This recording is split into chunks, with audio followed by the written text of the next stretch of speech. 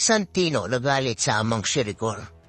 Kaya daw di nito pinapahinggan si Santino ay dahil di daw siya nito mahal.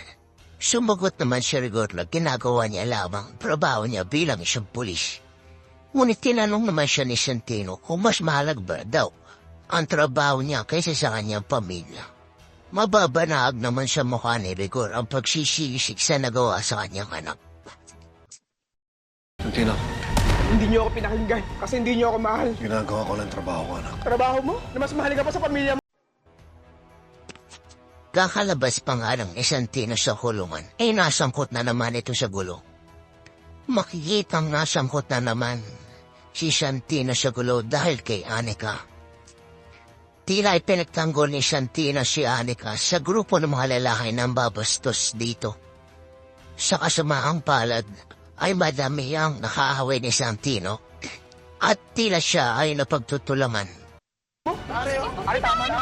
Bastos ka.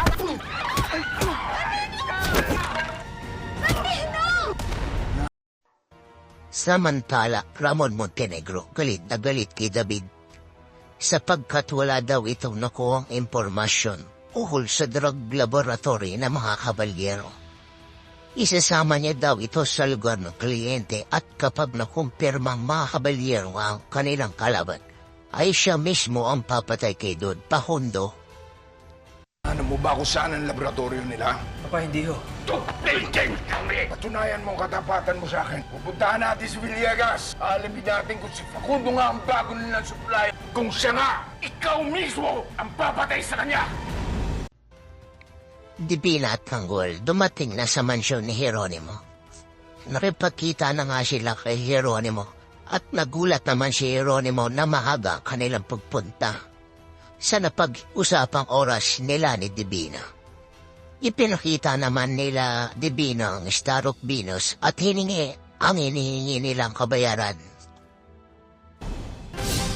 Asan ang amo mo? May transaction kami. Di ba bukas pa tayo? Bakit pa tayo magpapabukas kung pwede naman tayo magkasarahan ngayon? Napakaganda. Mas maganda yan kung babayaran mo na kami. Wait here, kukunin ko yung pera. Sumagot naman si Jeronimo na kukunin ng pera sa kanyang kwarto. At dito nga ay makikita may masamaan ng balak si Jeronimo. At dito din ay kinatuban ng masama si Tanggol at Divina.